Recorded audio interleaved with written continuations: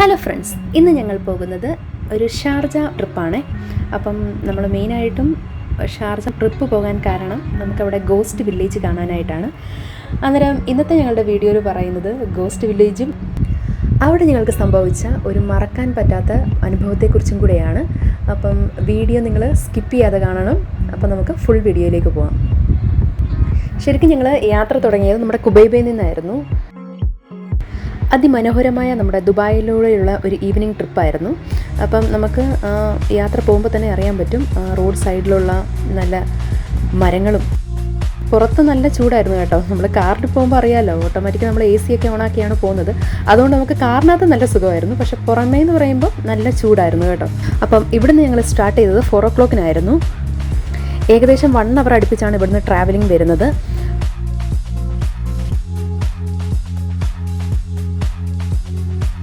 നമ്മളുടെ ദുബായിയുടെ ഒരു ഭാഗം കഴിയുമ്പോൾ തന്നെ നമുക്ക് ഷാർജയുടെ ബോർഡറിലോട്ട് നമുക്ക് കയറാൻ പറ്റും.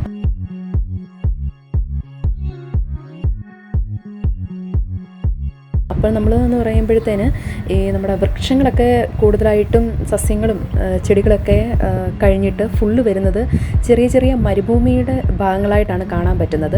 അപ്പം അവർ ഈ റോഡിലിങ്ങനെ നട്ടുപിടിപ്പിച്ചേക്കുന്ന ചെറിയ ചെറിയ ചെടികൾ അത് ഒരു പറ്റിയ ഒരു വെട്ടിയാണ് നിർത്തിയേക്കുന്നത്. പക്ഷേ നമ്മുടെ ദുബായിൽ നിന്ന് വരുമ്പോൾ നമുക്ക് കുറച്ചുകൂടെ നന്നായിട്ട് വളർത്തിയ ചെടികളാണ് കാണാൻ പറ്റുന്നത്. പക്ഷേ ഷാർജയുടെ ബോർഡറിലോട്ട് പോകുമ്പോഴത്തേന് മരുഭൂമിയുടെ ഒരു ഇതിലോട്ടാണ് നമുക്ക് കാണാൻ പറ്റുന്നത് കേട്ടോ. അങ്ങോട്ടേക്ക് പോകുമ്പോഴത്തേന്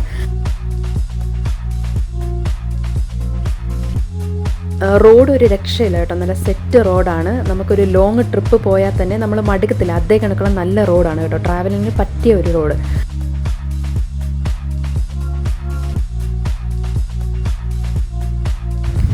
അപ്പോൾ നമ്മൾ ഷാർജയുടെ മറ്റൊരു ഭാഗത്തേക്ക് പോകുമ്പോൾ തന്നെ നമുക്ക് ദുബായ് പോലെ തന്നെ കാണാൻ പറ്റുന്ന കുറച്ച് ചെടികളും കാര്യങ്ങളൊക്കെ ഉണ്ട്. അന്നേരം കൂടുതലും പനകളാണ് നമുക്ക് കാണാൻ പറ്റുന്നത്. അങ്ങനെ ഞങ്ങൾ ആ റോഡ് ട്രിപ്പ് എൻജോയ് ചെയ്ത് ഞങ്ങൾ അവിടെ അടുത്തുള്ള ഒരു ടീ ഷോപ്പിലെത്തി. കാരണം ഞങ്ങൾക്ക് നല്ല രീതിക്ക് വിശക്കുന്നുണ്ടായിരുന്നു. 4 മണി കഴിഞ്ഞായിരുന്നു. അങ്ങനെ ഞങ്ങൾ അവിടെ അത്യാവശ്യം ഒരു ഗ്രോസറിയും നല്ല ഒരു ഷോപ്പിംഗ് മാള് പോലെ തന്നെ ഉണ്ടായിരുന്നു. അപ്പം ഞങ്ങൾ ആ വഴിയോര കടയിൽ കയറിയിട്ട് നമ്മൾ സമൂസ പറഞ്ഞു, വെജ് സമൂസ, പിന്നെ അതുപോലെ തന്നെ ബിസ്ക്കറ്റ്, പിന്നെ അതുപോലെ കേക്ക്, പിന്നെ ഞങ്ങൾ 3 കട്ടനാണ് പറഞ്ഞത്. അപ്പോൾ ഞങ്ങൾ അതൊക്കെ കഴിച്ച് ആ ഒരു ഈവനിങ് ടൈം അവിടുത്തെ ഞങ്ങൾ നല്ല രീതിക്ക് സ്പെൻഡ് ചെയ്തു. അതുപോലെ തന്നെ ഞങ്ങൾ അവിടുന്ന് 2 കുപ്പി വെള്ളമൊക്കെ വാങ്ങിച്ചിട്ട് ഞങ്ങൾ വീണ്ടും വന്ന് കാറിൽ കയറി. അപ്പോൾ ഞങ്ങൾ വീണ്ടും യാത്ര തുടരുന്നു.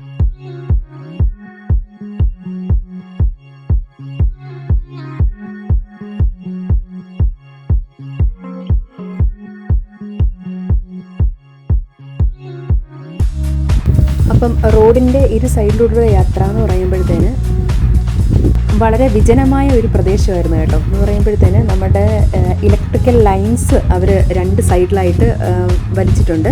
അപ്പോൾ അതിൻ്റെ ഓവർഹെഡ് ഇലക്ട്രിക്കൽ ലൈൻസാണ് നമുക്ക് ഫുൾ അങ്ങോട്ട് പോകുമ്പം കാണാൻ പറ്റുന്നത്. അപ്പോൾ സ്ട്രെയിറ്റ് റോഡാണ്. 2 സൈഡിലായിട്ട് ഇലക്ട്രിക്കൽ ലൈൻസുകൾ പാസ് ചെയ്യുന്നുണ്ട്. അത് കാരണമാണ് അതിൻ്റെ 2 സൈഡിലായിട്ട് അവിടെ കടകളോ അതുപോലെ തന്നെ വീടുകളോ അങ്ങനെ ഒന്നുമില്ല. ചെറിയ ചെറിയ ഈ മരുഭൂമിയിലെ ചെടികൾ ഇങ്ങനെ നമുക്ക് സൈഡിലായിട്ട് കാണാൻ പറ്റുന്നുണ്ട്. അപ്പോൾ നമ്മൾ വീണ്ടും മുന്നോട്ട് പോയിക്കൊണ്ടിരിക്കുകയാണ്. സ്ട്രെയിറ്റ് റോഡ് എന്ന് പറയുമ്പോൾ തന്നെ നമുക്ക് പോകാൻ തന്നെ നല്ലൊരു വൈബാണ്. കാരണം എന്ന് പറയാൻ നമുക്ക് വലിയ വലിയ വാഹനങ്ങളോ അങ്ങനെ ഒന്നുമില്ല.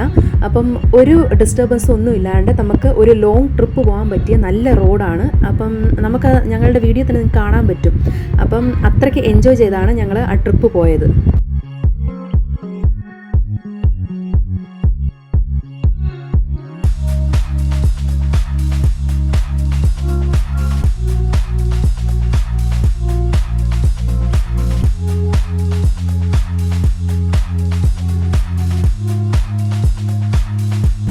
നമ്മളുടെ ദുബായിയുടെ ബോർഡർ കഴിഞ്ഞ് കഴിഞ്ഞാൽ പിന്നെ അങ്ങോട്ടേക്കെന്ന് പറയുമ്പോഴത്തേന് ശരിക്കും നമ്മൾ മരുഭൂമിയുടെ ഒരു ഏരിയയിലോട്ടാണ് നമ്മൾ പോകുന്നത് കേട്ടോ.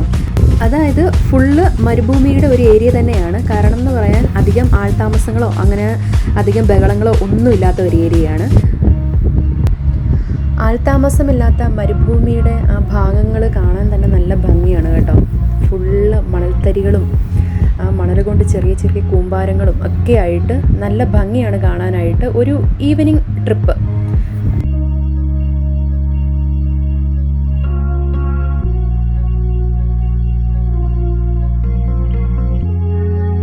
നമുക്ക് എല്ലാവർക്കും എൻജോയ് ചെയ്യാൻ പറ്റുന്ന ഒരു സ്ഥലമാണ് അൽ മദം ഗോസ്റ്റ് വില്ലേജ് ഏരിയ എന്ന് പറയുന്നത് കേട്ടോ.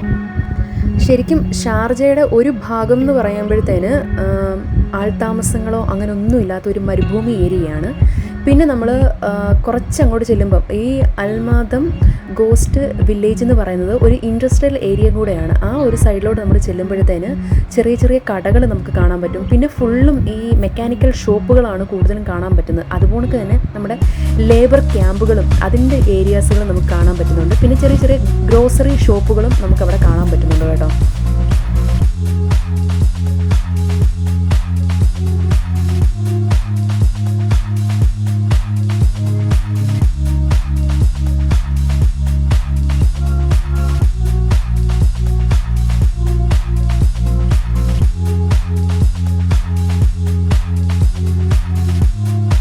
ശരിക്കും മരുഭൂമിയിലോട്ടുള്ള യാത്ര നമ്മൾ എൻജോയ് ചെയ്തു. അപ്പം 2 സൈഡിലായിട്ട് ഫുള്ള് ഈ മരുഭൂമിയിലെ നിങ്ങൾക്കറിയാലോ ചെറിയ ചെറിയ ചെടികൾ, അതാണ് കാണാൻ പറ്റുന്നത്.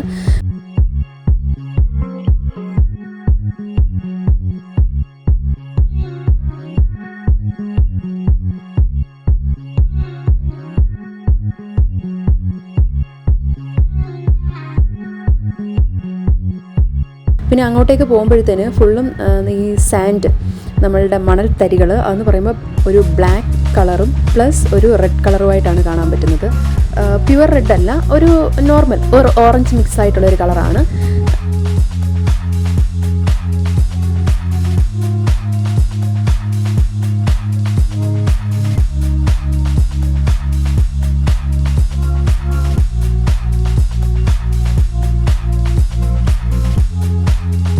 അതുപോലെ തന്നെ നമുക്ക് മരുഭൂമിയിൽ കൂടുതൽ കാണാൻ പറ്റുന്നതാണ് ഒട്ടകങ്ങളെയൊക്കെ നമുക്ക് കാണാൻ പറ്റുന്നുണ്ട്. അതുപോലെ തന്നെ നമ്മുടെ ആടുകളുടെയും ഒട്ടകങ്ങളുടെയും ഫാമുകൾ അവിടെ കാണാൻ പറ്റും കേട്ടോ.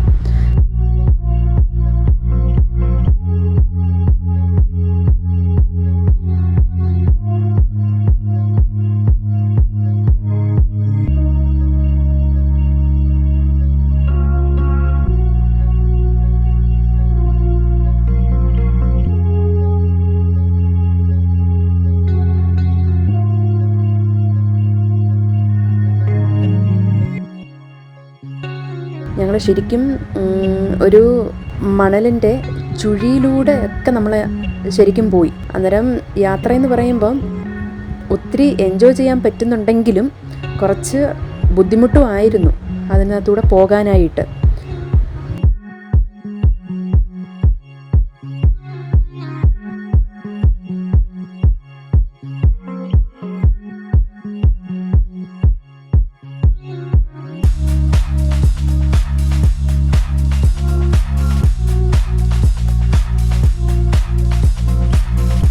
അങ്ങനെ ഞങ്ങൾ മുന്നോട്ട് പോയപ്പോഴേക്ക് ഞങ്ങൾക്കൊരു അനുഭവം ഉണ്ടായി. അത് ആക്ച്വലി നമുക്ക് മറക്കാൻ പറ്റത്തില്ല, അതേ കണക്ക് ഒരു അനുഭവമാണ്.